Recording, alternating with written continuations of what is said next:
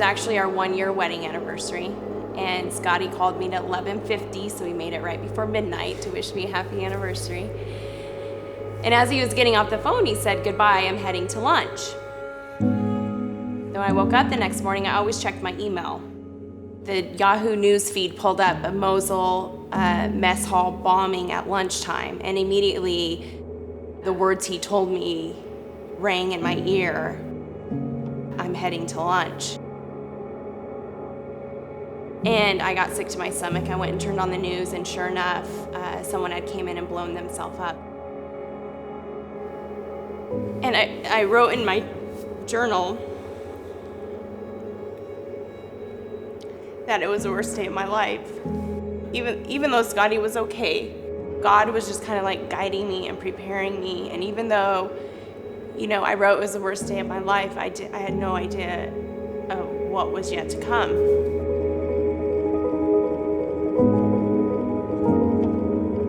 I chose to attend the United States Military Academy upon graduating high school, and then was deployed to Mosul, Iraq in October of 2004. And on April 6th of 2005, I found a suspicious vehicle, and the last thing I remember seeing was a man raising his hands in the air as he exploded, and woke up over a week later in Walter Reed Army Medical Center, blind the rest of my life. I was woken out of bed by a phone call. He said, Tiffany, Scotty's been involved in this explosion. He's blind, and the shrapnel went through his eyes and in his head, and he said, we don't even know if he's gonna make it. And this strong leader just broke down and started sobbing on the phone to me. And that was the moment that I knew that my world changed. That darkness just overwhelmed me, that I felt I couldn't do anything. Being able to run fast and to just do anything you ever wanted to do, and now you can't even move, let alone you can't see. You never will be able to see again. I chose to be angry at my wife, at family and friends and everyone because of what my circumstances were. And as a result, I just got deeper and deeper and darker and darker. I felt the heaviness of what it was gonna take. It was easy to be a cheerleader, but it was so much harder to really feel that pain and that burden. And I remember someone who had served with Scotty came to see him at the hospital. He looked at me and he said, he was one of the best leaders. He said, "This is a shame." And without reservation, out of my mouth came, "He still will be."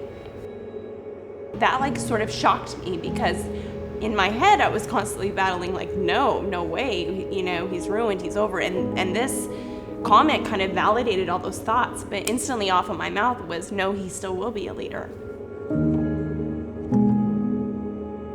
Those moments where you feel that heavy weight and that those burdens, and it looks like all is lost. I think those are the defining moments that allow us to take the step that all is not lost.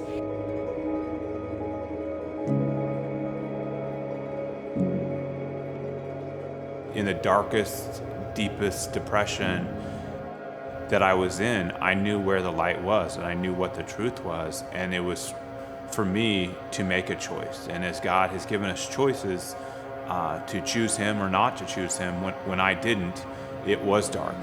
And it was finally a little boy who I had taught Sunday school came to my door, and I just began to cry. There still may be a purpose for me if a little boy still looked up to me, that could be a reason to continue to live, a reason to continue to not give up. It forced me to choose to love and to ask for forgiveness, and it's something that we do every day, is to choose to smile, to choose to be happy. I knew if I didn't have true faith and true hope in God, then loving my wife and really finding a true purpose in life, it would almost be all for nothing.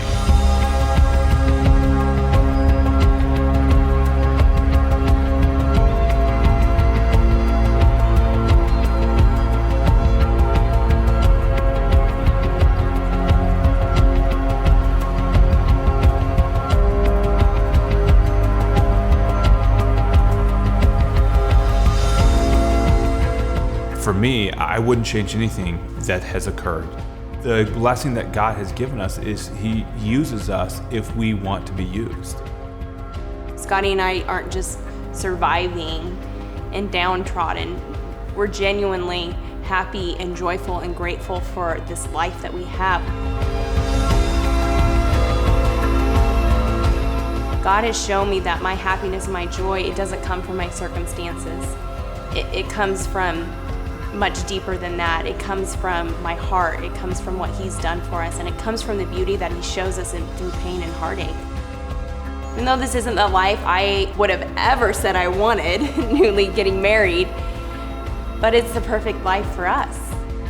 And it can be the perfect life for anyone. It's truly looking past our circumstances, and we're just so grateful that God has shown us that, so we can wake up with smiles on our face every day and with joy in our hearts, and pass that and share that along, not only to our kids, but to people in this world.